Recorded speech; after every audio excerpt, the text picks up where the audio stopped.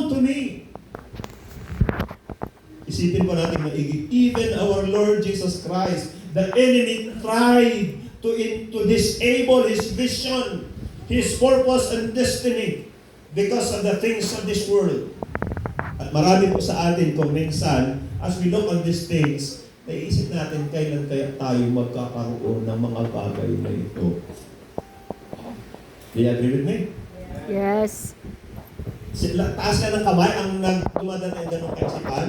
Yes. Pare-paras tayo, di ba? Yes.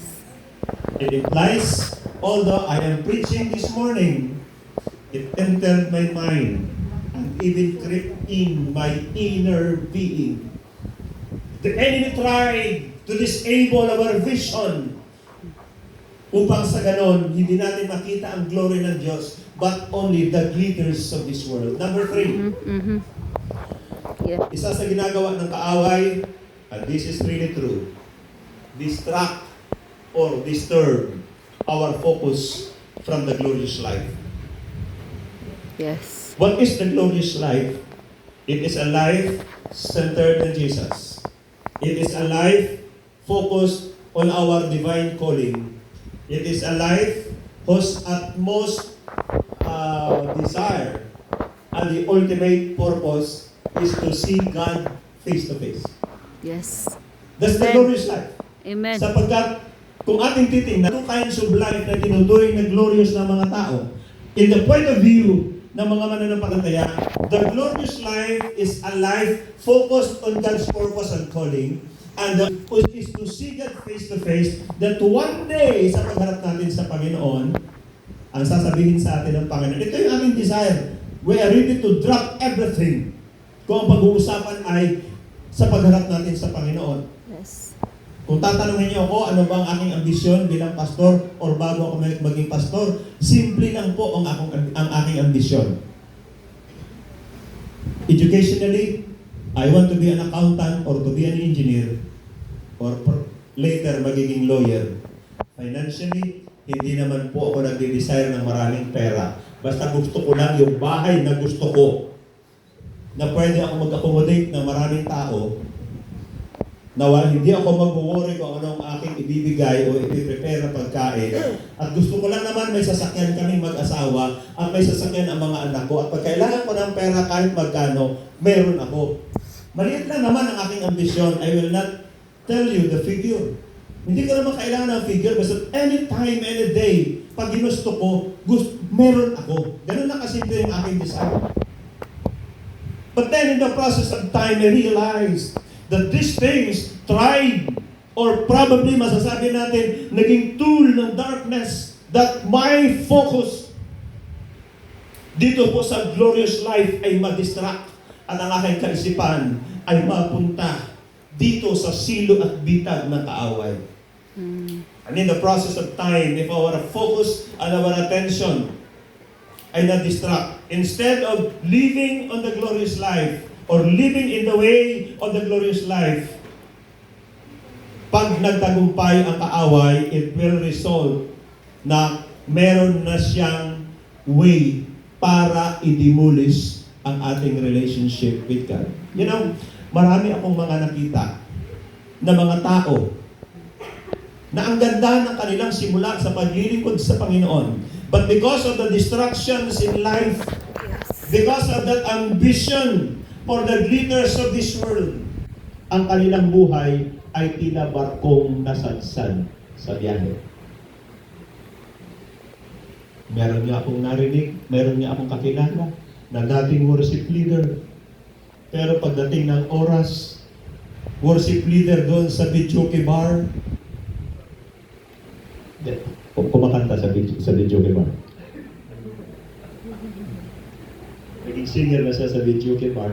Dating praise and worship leader sa church.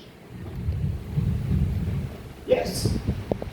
What I'm saying is this: we are not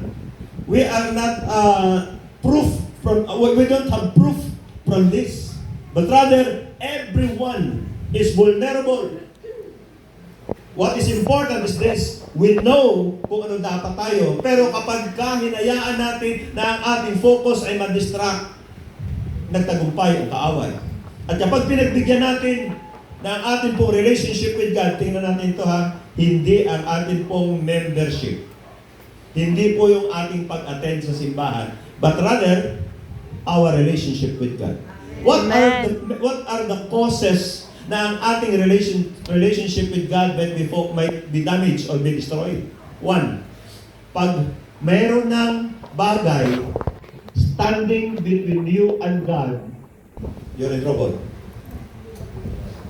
Pag handa ka na iyong isacrifice ang calling ng Diyos or isantabi ang calling ng Panginoon or ang salita ng Diyos has been taken lightly or probably nagkakaroon na tayo ng kaisipan o di kaya nagagawa na natin na ating isantabi at huwag pakinggan, huwag i-consider ang salita ng Diyos.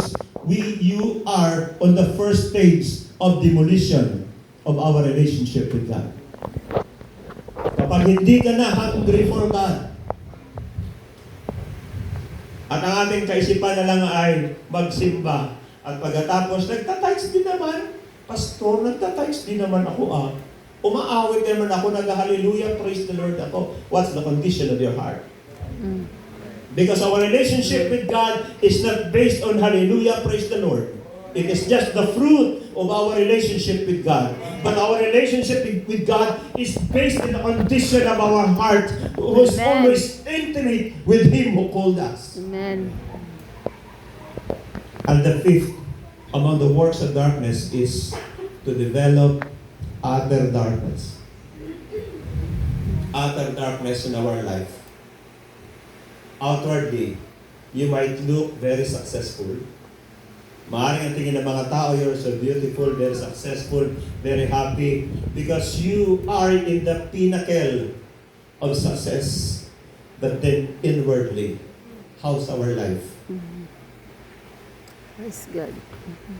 Ang way ng kaaway ay tayo'y akayin palayo.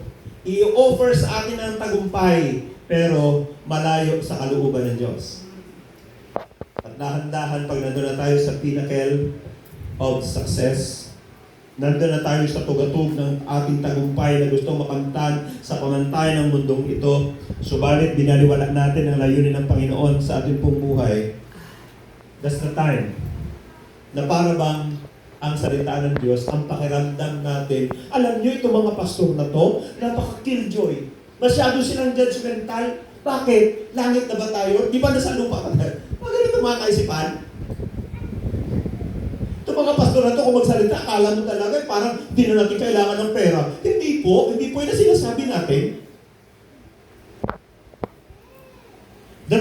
What I'm talking about is this, na kahit dumaan man tayo doon sa shadow of death, dumatay man tayo doon sa punto that we encounter a lot of challenges or even sufferings or even at the peak of our success, still our lives is centered in Jesus. Amen. At the moment na kapag hindi nakasentro sa Panginoon, yung ating happiness, hindi ang naging dahilan ng ating pong sense of fulfillment, ay ang paggawa natin ng kalooban ng Diyos. Teka nga, I would say na ang ating buhay ay probably we have been living in wasted years because our lives are no longer connected. Anong reason? The work of darkness, the spirit of darkness, and the power of darkness creep inwardly sa buhay ng isang tao. I'm not saying na kayo. But what I'm saying is, this is a very general description na ang possibility na ganito pong mangyayari if our lives are not centered in Jesus. The second thing, let me share with you, natakot ako ngayon ko lang natin yung oras. It gives clear vision. Takot pa naman ako, Pastor David, sa oras. It opens the door of doors. The second thing, let me share with you the significance of light. Ang ating fourth theme is light invasion or the invasion of light. Hindi natin maunawaan kung ano ba ang sinasabing invasion of light unless otherwise makita natin kung ano ang kahalagahan or significance ng liwanag. Number one, ang liwanag ay nagbibigay sa atin ng clear vision. Kahit anong liwanag ng iyong paningin, Kung madilim ang paligid, wala ka talagang makikita. Amen. Maliban na lang na mayroong liwanag, and there are two sources of natural light. We have the sun, and we have the moon. The sun speaks of the glory of God, and the moon speaks of the church, which is the reflection of our God. At kung maintindihan natin ang bagay na ito, that the light of God's glory is shining in our world. Hindi ko tinutukoy ang buong mundo. Ang tinutukoy ko ay ang mundong ating ginagalawan. If the light of God's glory is shining in our world, we can see clearly kung ano ang meron dyan. We can see clearly the plan of God and the purpose of God, why we are there. And we can also see clearly the works of darkness, the trap of darkness, that we might go back to darkness again.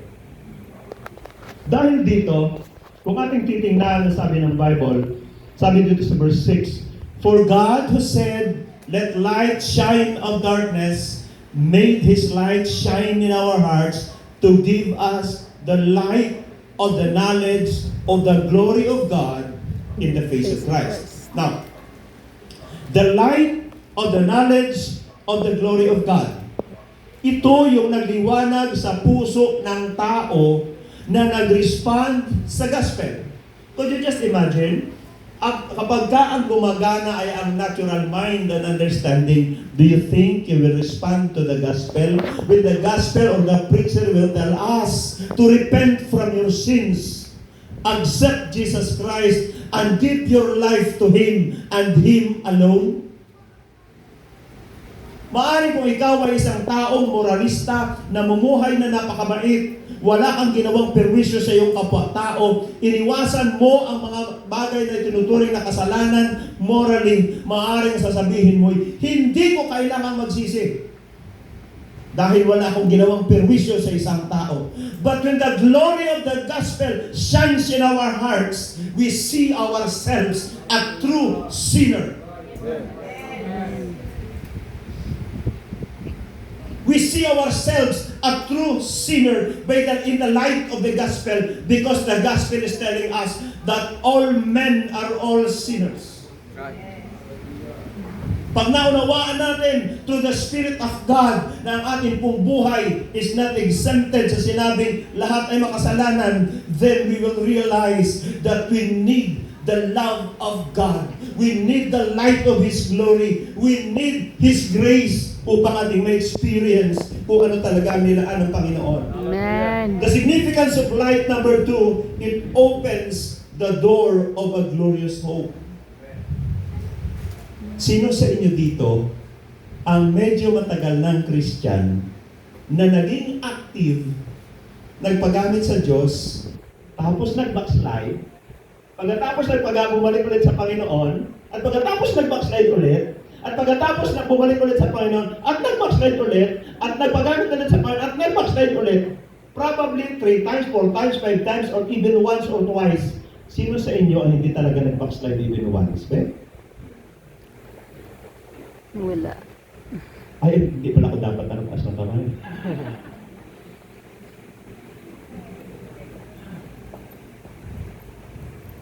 Kung aking bibilangin yung mga pagkakataon, yung aking ups, downs, and downs, hindi ko mabilang sa aking mga daliri, sa aking mga kamay, hanggang sa aking mga paa.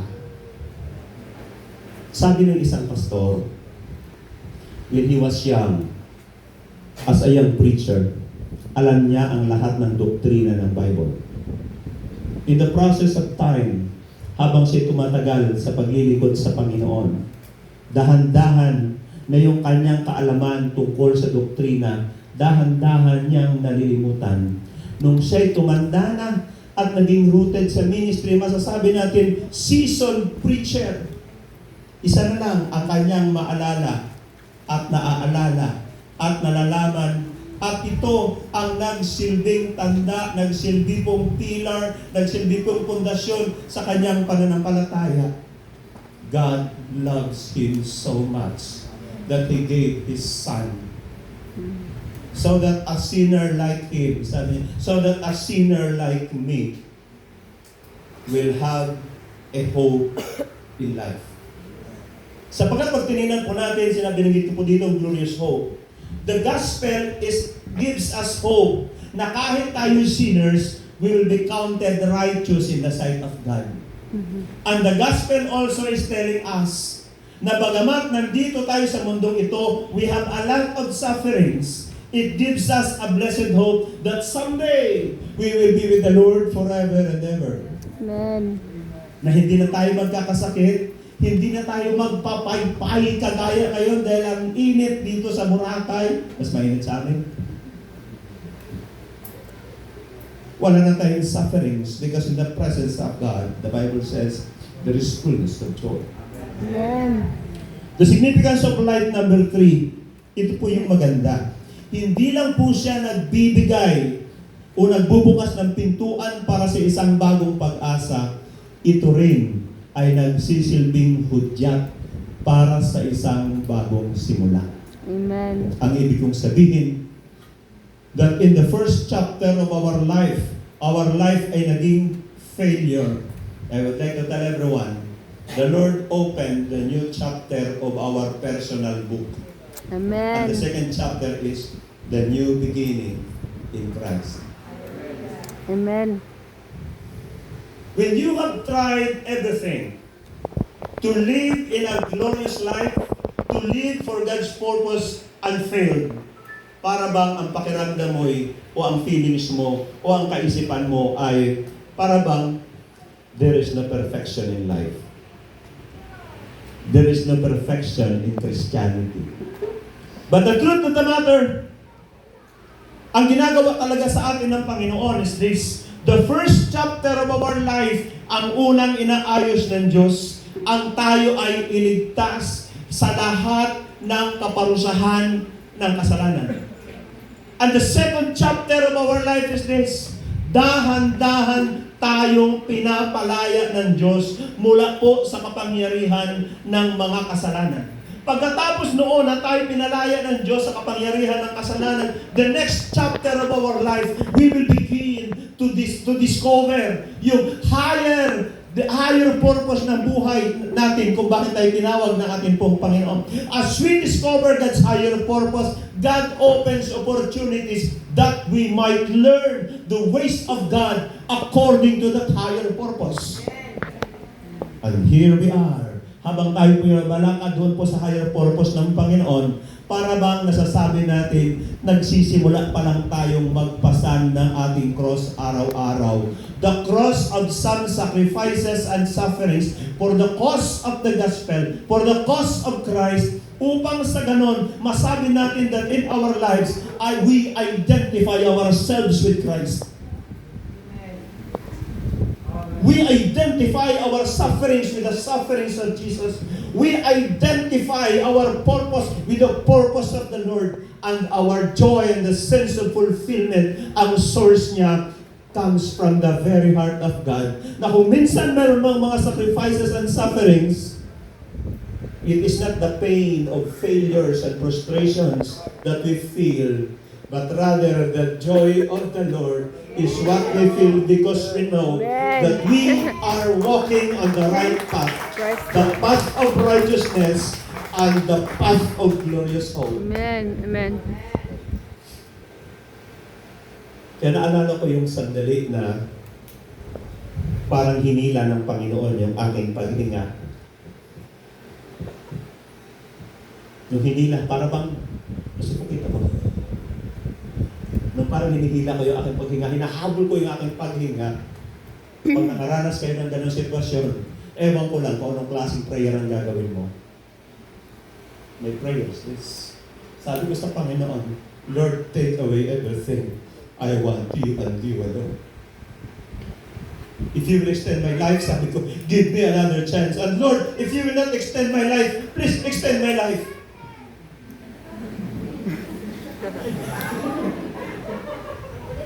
Because I know that many things are yet to come. Marami pang dapat gawin at alam ko, hindi ko pa talaga naisagawa, hindi ko pa talaga natapos, hindi ko pa nagampanan ang lahat ng expectations ng Diyos at ang calling ng Panginoon sa buhay ko. That's why, para sa akin, pag nagliwanag ang kaliningan ng Panginoon sa aking puso, o nang nagliwanag ang kaliningan ng Panginoon sa aking buhay, it was the new beginning in my life. Amen. Number 4, the significance of light. Kung atin pong titingnan, ang gospel is not just a gospel of salvation. The purpose of the gospel is to cater us to the altar of sacrifice. And the altar of sacrifice is our life being offered. Pero bago tayo makapag-alay ng buhay sa Panginoon, ang reason o nagsilbing dahilan para tayo makapag-offer at nagbigay sa atin ng opportunity is the message of the gospel. That Jesus died at the cross For my on our sins. stead. Yes. Na sa halip na tayo ang ipako at patayin doon sa cross because of our sins, Jesus died at the cross. And today, as God's people who heard the good news, the Lord is telling us that the gospel is leading us, that we need to make a decision in life, that we need to offer and sacrifice ourselves at the altar. At masasabi natin, let this life be dead into self and alive in Jesus. Amen. Amen. Amen. Because this old self we have, yung ating pong lumang pagkatao, ito yung nagdadala sa atin sa kapahamakan. And this must be dead. This must be surrendered to the Lord. There should have that genuine repentance sa ating pong buhay so that we can say like Apostle Paul, I have been crucified with Christ. The life I live in the body, I live by faith in the Son of God.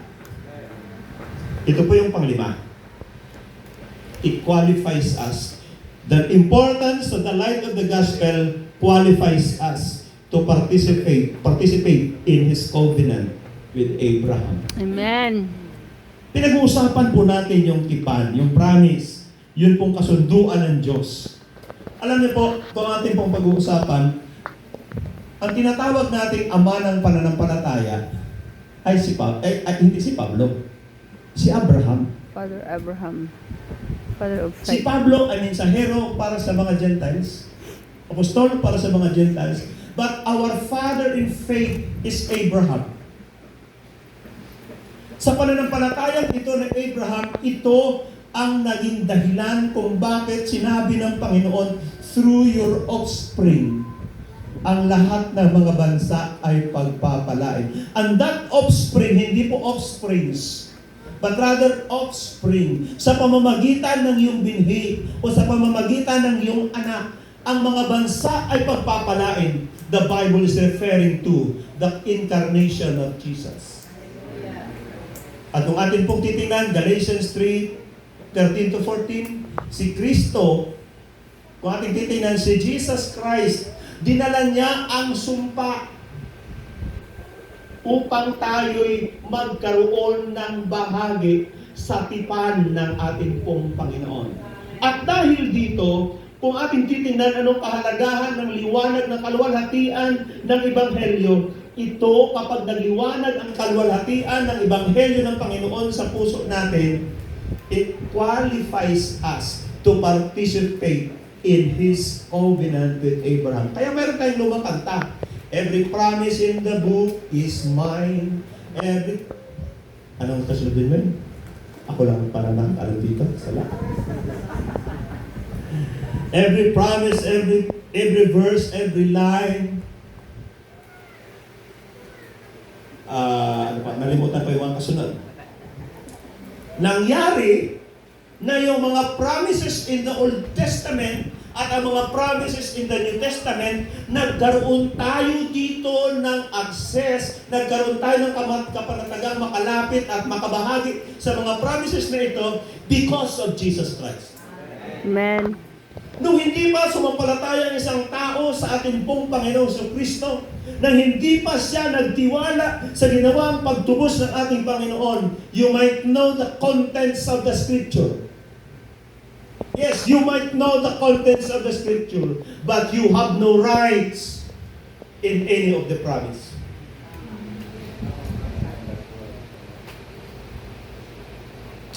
But the moment na tayo ay nagtiwala, sumampalataya na si Jesus Christ na matay sa cross because of our sins, na siya namatay sa cross upang tayo tubusin sa lahat ng sumpa ng kasalanan, na tayo sumampalataya na si Jesus Christ ang nagdusa sa halip na tayo at siya ay muling nabuhay sa ikatlong araw. Tinanggap natin si Jesus bilang ating Panginoon. Wow! Nilagyan tayo ng Panginoon ng kasuotan, ang kasuotan ng katuwiran upang tayo'y makabahagi sa covenant ng Panginoon kay Abraham. That was the time na nagkaroon tayo ng karapatan to claim the promise. Amen. Pakinggan natin kung paano manalangin ang hindi mananampalataya at kung paano magsalita. Ang sinasabi ng mga hindi totoong mananampalataya, kundi nakakaalam lang. Nakakaalam lang ang sinasabi ng salita ng Diyos, pero walang pananampalataya because of the gospel. Ang sinasabi nila ay, nagpapasalamat ako sa Panginoon sapagkat mabuti ang itaas sa akin.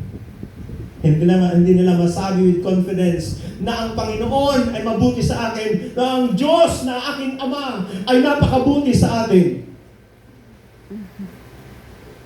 If you have Christ in your heart, you are confident to call God your Father. Amen. Praise God. At Hallelujah. dahil dito, we are confident that the promise of God to Abraham belongs to you. Yes. Praise God. Amen. Ang bilis naman ng minuto. Pabagal-bagal nga yan. Pakipatay mo na. Hallelujah. Let me share with you our role in the invasion of light. Number 1. Ito, binanggit ko kanina yung unang part, kung anong ginagawa ng Tagarmes. Pangalawa, bakit mahalaga ang invasion of light. Ngayon, anong role natin pong gagampanan? Ano po ang ating gagampanan para po sa pag-invade ng liwanag sa kaharian ng kaliliman? The world is getting darker. Alam niyo kung bakit? Tingnan niyo ang lifestyle as the Bible is telling us. Sabi ni Pablo, in the last days, perilous times will come. Pansinin niyo ito. Nung unang panahon, kapag ang isang dalaga ay may manliligaw, pupuntahan siya sa kanilang bahay, magpapaalam sa tatay.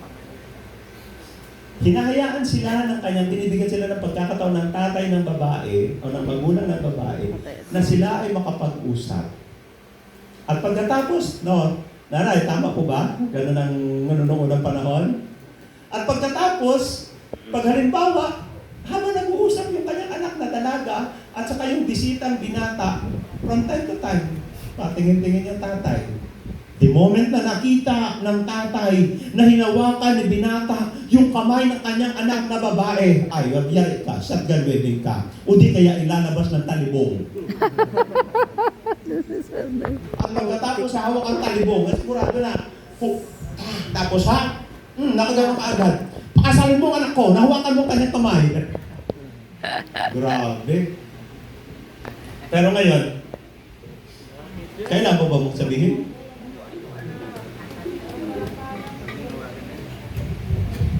What's the difference between the time na ang mga tao ay very conservative because they don't want to disobey the law of morality. Today, ang morality, hayaan na natin yan. Anyway, ang Diyos naman ay gracious, yun ang sinasabi ng mga tao. Pero sasabihin ko po sa bawat isa, that in today's generation, yung paglaganap ng kadiliman ay sobrang bilis. Ang paglaganap, noong una, pag sinabing sumusunod sa kaaway o sumusunod o naging kampo ng kadiliman, abay malaking issue. Pero ngayon, sa ibang bansa, nagpapakilala na mayroong Church of Satan. Marami na, Pumaparada pa nga. marami na nga sila. Pumaparada pa nga. Noong una, malaman lang na mayroong kang connection God is still with darkness. Naku, nakakahiya. Pero ngayon, ano sinasabi ng mga sikat na mga nasa showbiz? I sold my soul to the devil. God forbid. Jesus. Publicly, they are confessing that they sold their soul to the devil. Ay noon yan ay nakakaya masyado. Therefore, mga atin pong titingnan, sa ngayong kapanahunan, the spirit of Antichrist, the spirit of darkness is creeping in sa mas deceitful na paraan. Kahit sinasabi natin, ayaw namin anyayahan ang spirit of darkness dito sa bahay. Pakinggan nyo to. Ang TV nyo na pinapanood, anong palabas? Yes, that's true. Ang news. Ba, ang mga bata, pang ganda-ganda ng panood nila ng mga anime, Naruto. Hindi nyo ba nakikita yung mga mga ganun, parang nag-aapoy-apoy? That's the manifestation, expression of spirit of darkness. Yeah, it's true. Mga ano na yan. Tawag nun, te. At Halloween. marami pa tayong mga palabas sa TV at kahit sa ating mga gadgets. Akala natin okay lang, the truth of the matter, hindi natin namamalayan. Involuntarily and unconsciously, we have established allegiance with darkness. That's why I would say, ang role natin in the invasion of light is severe our allegiance with darkness. Cut off. Kung ating titingnan, ang sabi ng Biblia, sabi po dito sa verse 2, Brother, we have renounced secrets of we have renounced secret and shameful ways. Tingnan natin may dito. Secret and shameful ways. It means it is just you and God na nakakakita. And we need to identify these shameful and secret ways. Sometimes, natututo na rin tayong gumawa ng statement to justify what we are doing. At ang sabi ni Paul, we do not use deception. Ang gagaling pa namang gumawa ng mga justification ng mga tao siya ngayon. Ang galing gumawa ng palusot. Nandito tayo sa era that ang palusot ay legit. Subalit sa harap ng Diyos, we should understand this, that the standards of God does not change.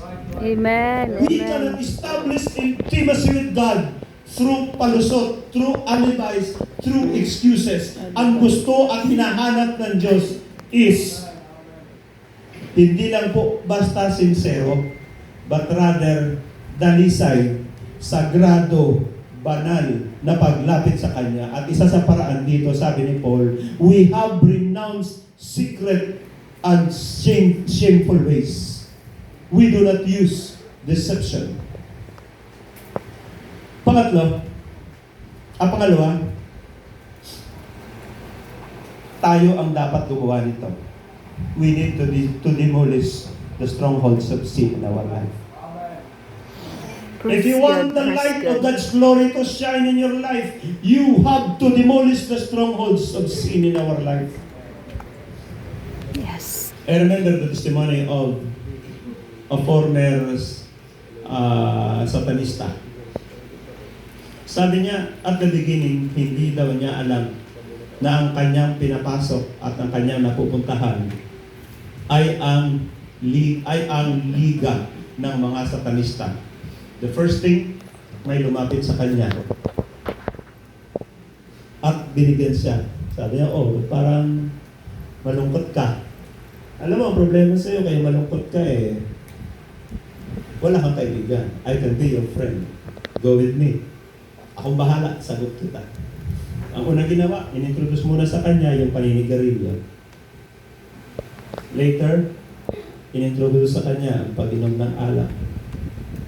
Sabi niya, kung akala natin ang paghihit na sigarilyo ay isang simpleng bagay, you don't know, you are initiated into the kingdom of darkness. Pasensya na po, nabanggit ko ito dahil story lang ito ng ano, ha? Pasensya na po, ha? Hindi ako nagbabatikos, gusto ko magkaintindihan lang. Wala namang nanigarilyo dito, di ba? Wala. Wala. Doon lang yun sa ibang... Amen. Pangalawa, sabi niya, pagkatapos niyang matutunan yun, he was initiated into drinking alcohol. Hindi mo napapansin, sino dito nakaranas malasing? Taas ang kamay. At least marami tayo, di ba? Kasama ko doon. Hindi ko naman dinidinay. Paglasing ka, parang lakas na loob mo. Ang feelings mo, tali-talino mo. Ang feelings mo, walang hindi ka mahiya, hindi walang iya, hindi ka mahiya. Masaya. English speaking pa. Masaya pa. English speaking pa yung iba. Huwag na pag-usapan ng grammar. English lang. Ah. Later, sabi niya, inintroduce na rin sa kanya ang paggamit ng drugs. Then later, meron nang nakipagkilala sa kanya, tinuruan na siya ng witchcraft. Ang pinakamataas na kanyang inabot ay ang makausap niya si Lucifer face to face. Kaya naniwala ko sa sinabi ng taong ito sapagkat yung deliverance experience, yung deliverance session na kanyang na-undergo, naka-video. And then, ang kanyang testimony, sabi ko, bakit naging ganun kahirap ang deliverance na kanyang na-undergo sapagkat grabe, sobrang lalim ng kanyang pinagdaanan na involvement sa kingdom of darkness. Subalit na sasabihin sa bawat isa sa atin na kung mayroong bahagi ang buhay natin na parang nai-involve tayo, nai-engage tayo, o di kung minsan naaaliw tayo, na alam natin hindi kalooban ng Panginoon, I would say, we need to demolish the strongholds. We need to renounce sinful ways. Amen. Pag sinabi po natin renounce, tinatalikuran. Because the truth of the matter, in those shameful ways, there is a spirit behind. Yes. Inspiring. Tataka ka ba? Bakit nag-i-involve ang isang tao na manood ng porn? At habang nanonood, para bang, kinikilabutan ka, dahan-dahan, naapektuhan ka. Because there's a spirit inspiring. It is not just the scenario na napapanood. Bakit pag nanonood ka ng mga horror movies? Sa horror movies naman tayo. Bakit pag nanonood ka ng horror movies, dahan-dahan nararamdaman mo, parang lumalagkit ang atmosphere sa hangin? Ay, malagkit din na nanaginip ako masama pag manood ako ng may horror movies. Ayoko. The truth of the matter, Ayoko. there is a spirit behind horror movies. Yes. And every time na yan ay pinapanood, it is an act of inviting demons. Yes. True. Sa palagay nyo, ganun-ganun lang? Hindi po. Kaya sabi ko kanina in this generation, the deception of darkness ay napakaraming paraan.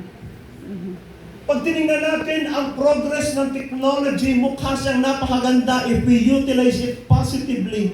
But the truth of the matter is several times, so many instances, hindi natin namamalayan, napapascroll tayo doon sa video, sa page, o sa website, nakala natin okay lang hanggang sa, ando na pala tayo. And then, nanonood. Binabalik-balikan pa. Bukas sabihin ako, nung oras na, alas 2 na, ganit pa yun, nag-i-enjoy pa, saglit na lang to.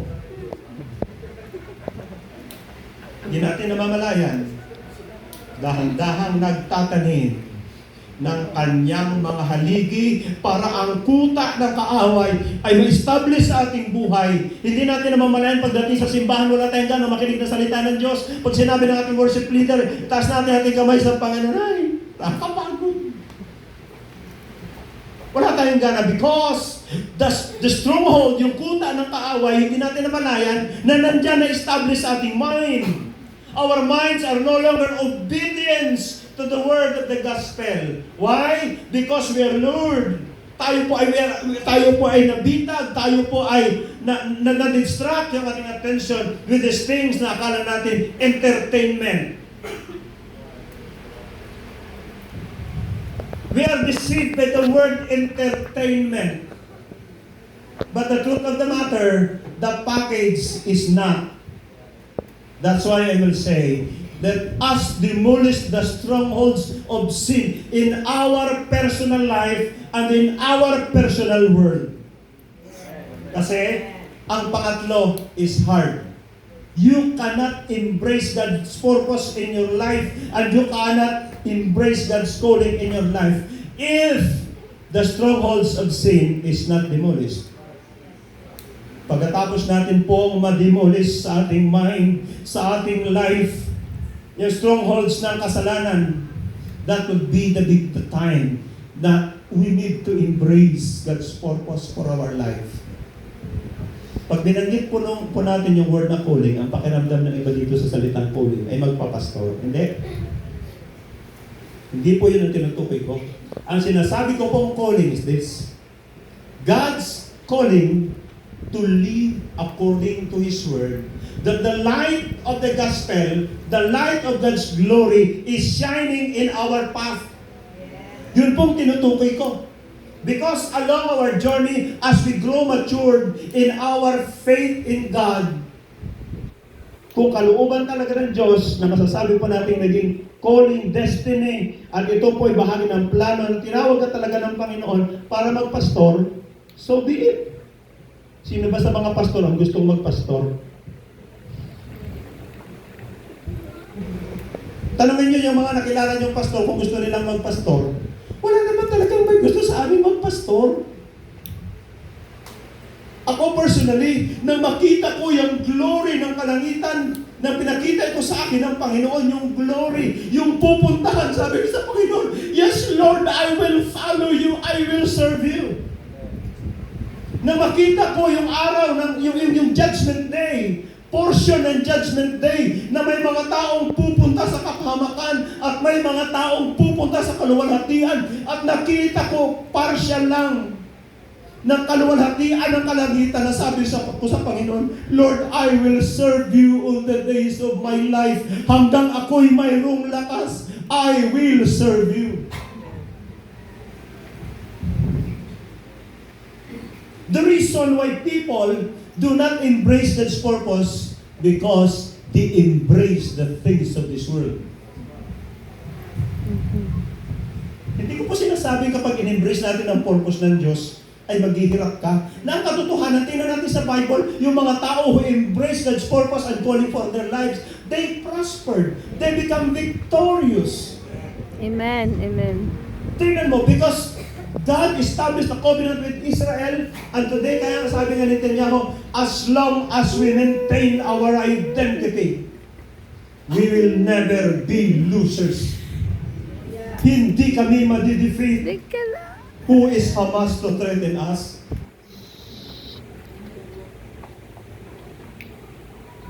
And this is the way King David described the pagans. Their confidence is in their covenant with God. Amen. And God's covenant with them. Kaya nung hinahamon ni Goliath ang mga Israelita, sabi ni Goliath, pumili kayo ng isang mandirigma sa inyo at ako'y labanan. Pag ako'y kanyang natalo, ang buong bansa namin ay maging alipin ng Israel. Grabe naman. Ay, paano kung 12-footer talaga si 12-footer si Goliath? Hindi naman malalaking tao ang mga Hudyo. But because the Spirit of God is burning in the heart of David, sabi ni David, a teenager, sabi niya, sino itong supot na ito? Naaalipustahin ang sundalo ng Panginoon.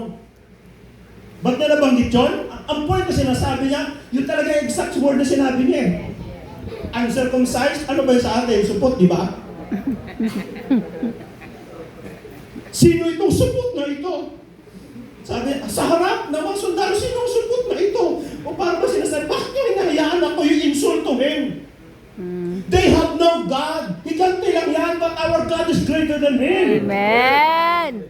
Praise We have God. God's covenant. Yes, Lord. That's why kung titignan po natin the importance of embracing God's purpose, ang magiging dulo nito is the covenant. Yes, the result. And if God established a covenant with you, I would like to tell you, you will fear no one because you know, back ka ng kalangitan. Praise the Lord. Yes, Jesus. Alam mo, back ka ng kalangitan. Kaya importante magsisimula ito by embracing God's purpose and calling for our lives. Because the moment we embrace God's calling in our lives, the Fear glory nobody. and its light will grow brighter and shine upon our life, Yes. and no forces of darkness will ever invade and will ever be victorious over you. Amen. Praise the Lord. Thank you, Jesus. And At isa the pa na truth shall dapat set me natin free. tingnan, sabi ko dito sa verse 6, And the dito truth sa shall set me unang talata kanina, nating binasa. And the Lord shall set me free.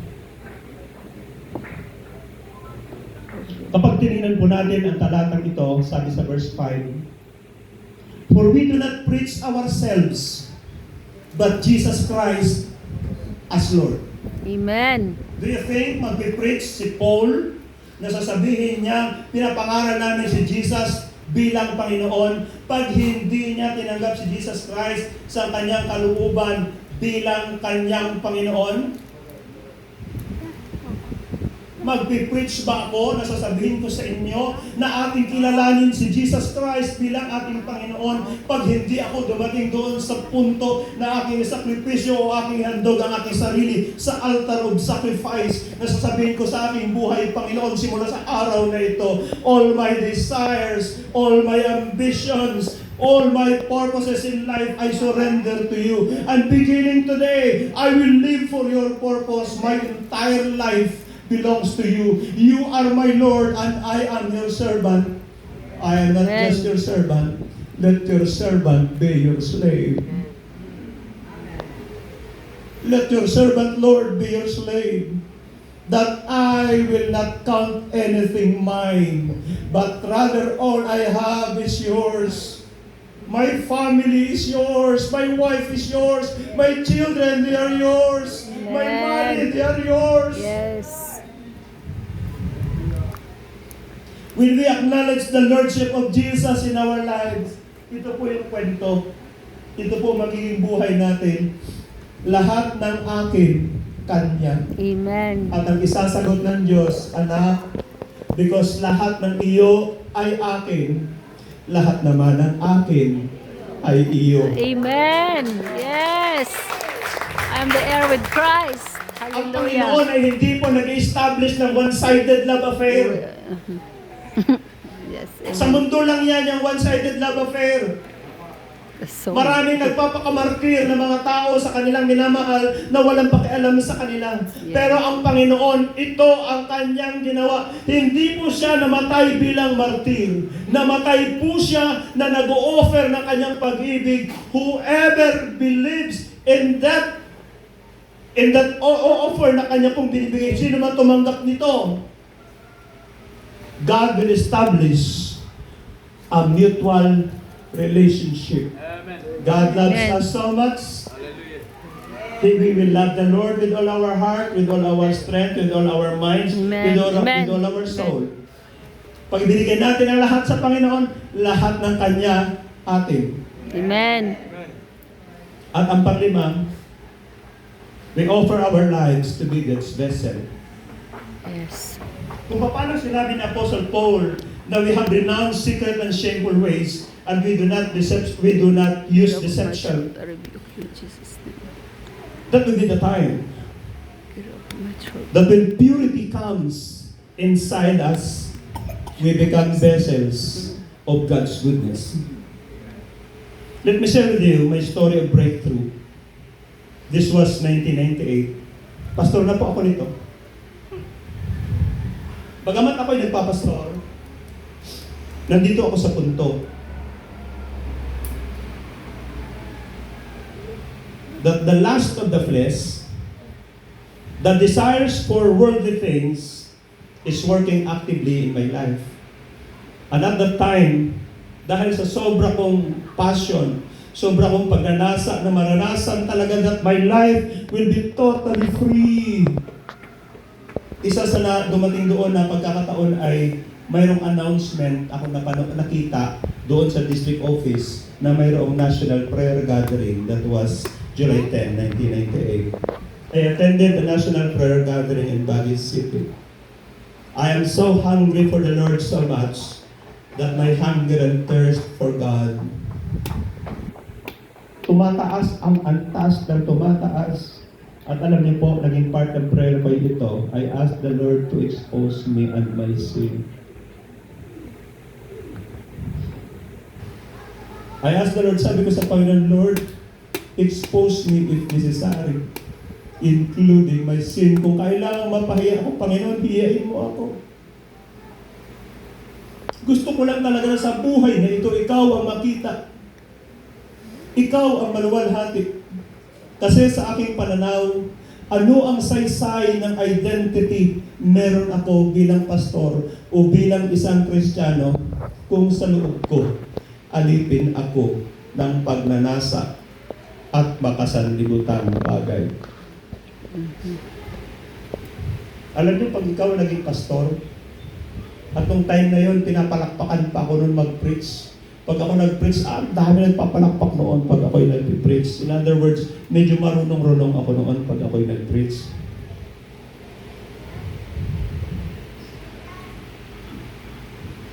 From 1997 hanggang dumating hanggang umabot na ako ng mga 20 years in the ministry, walang camping na hindi ako speaker. 1997. That was the first year, the first time na nag-speaker sa camping. At sasabihin ko po sa inyo, ang daming nag-appreciate sa akin. 1998 na camping, ang daming nag-appreciate sa akin. But deep within me, sabi ko, ano ang value ng buhay na ito na ako'y mayroong identity na may nagsasabi, may lumalapit sa akin, Pastor, turuan mo nga ako, mga kapwa ko, Pastor. Will you please share your ideas and insights kung paano maging dynamic speaker? Get it now that inside me, Ate, hawakan mo nga. Ganyan mo. Ito na. I am inwardly Focus mo lang. enslaved with the lust of the flesh and worldly passion. Pag-attend ko sa National Prayer Gathering, isa lang naman ang napakinggan ko ng mensahe. Ang tao'y walang ipagmamalaki sa Diyos. Wala kahit anuman. At kung meron man tayong ipagmamalaki, ito ay ang Panginoon lamang. Amen. Because of my hunger for deliverance and freedom from enslavement of sin, doon, nang inialay ko ang aking buhay sa Panginoon, sabi lang ng speaker, sa oras na ito, anybody who wants to come to the Lord, just right there where you are, just talk to the Lord and the Lord will be upon you. Ako po, hindi lang po ako umupo at yumuko. Right there, kung saan ako nakaupo, I knelt down before the Lord. Sabi ko sa Panginoon, wala akong may pagmamalaki, Panginoon, wala ano pa man. And right there, marami pa akong mga binanggit sa ating pong Panginoon. I renounced everything. Hindi ko ako in-expose ng Diyos, but rather, He clothed me with the robe of righteousness. That was the beginning of the new chapter in my life. Pastor Dewey, Pastor Allen, my wife, sila nakakaalam ng kwento kung ano ang mga sumunod na mga pangyayari. Pero yung nagsimula yun, nang ako ay nag-surrender na aking buhay sa ating pong Panginoon. Sabi ko, I want to live in freedom. I want na ako'y maglilingkod sa iyo, Panginoon, na kapag ako'y nagsabi na ako'y malaya na sino man nagipag-isa sa iyo, Panginoon, ay malaya at pinalaya mo. Gusto kong ito'y totoo. And since then, I live for the Lord. Let me give you this question. Para sa bawat isa, sabi ni Charles Spurgeon, for everyone who did not experience yet the love of God, should we not come to God and beg for His mercy? Kung hindi pa natin naranasan sa buhay natin ang pag-ibig ng Diyos, kung hindi pa natin naranasan na magliwanag sa ating puso ang kaluwalhatian ng Panginoon, hindi ba dapat tayong magpakumbaba sa Panginoon? Hindi po ba dapat kilalanin natin na tayo ay mayroong miserableng katayuan sa harapan ng Diyos? Amen. Sapagkat kahit ang ganda ng mukha, pero outcast in the presence of the Lord, it's nothing. Amen. That's why na magkasala si David, sinabi niya sa kanyang prayer in Psalm 51, do not cast me away, do not cast me from your presence. Take not your Holy Ghost from me. Amen. Sabi niya, restore to me the joy of your salvation. Wow. That's why I would say, we should recognize that we are miserable in the sight of God. Pag hindi natin nararanasan yung blessing ng presence ng Diyos sa buhay natin, we should ask God to let His face shine upon us. Amen. And ask the Lord, sabi natin sa Panginoon, Lord, anyayahan mo naman ako sa iyong piling. Huwag mong hahayaan, Panginoon, na ang buhay nito maging ganito lang na masasabi ko sa point of view ng mundong ito, ako'y successful. Let me dwell in your presence. Let me live with an atmosphere of heaven, sapagkat ito ang tunay na atmosphere na kailangan po natin. And the glory of God is shining in our lives and in the path kung saan tayo lumalakad. I would like to give you this invitation this morning para sa lahat. Hindi ko po alam kung ano po ang ating pong kalagayan. But I believe that the presence of God is in this place. Amen. Yes, Lord. Kung ang buhay ng sinuman ang tingin natin, parang hindi tayo nakakausad, baka kailangan talaga natin ng breakthrough sa buhay natin. Yes. Amen. Amen. Amen. At kung sa tingin natin ang buhay ng iba, kung sa tingin natin ang buhay ng iba, mayroong inabot ang Diyos. Sabihin natin sa Panginoon, Panginoon, kung inabot mo sila, abutin mo rin ako. Yes. Kung Lord ginawa mo Jesus. yan dati, do it again, Lord. Yes, Lord Jesus. Kung inabot mo sila, pinalaya, Panginoon, palayain mo rin ako. Yes, Kung paano Lord naliwanag Jesus. sa kanila yung kalilingan, magliwanag rin sa aking buhay, Panginoon. Yes, Lord. Gawin mo, Panginoon, ang gusto mong gawin. But Lord, please, make me a part of everything na gusto niyong gawin in our Yes, generation. Lord Jesus. Hallelujah. Mga kapatid, bago ko po iwanan itong pulpit, I would like to ask everyone, let us just bow down our heads. Let us just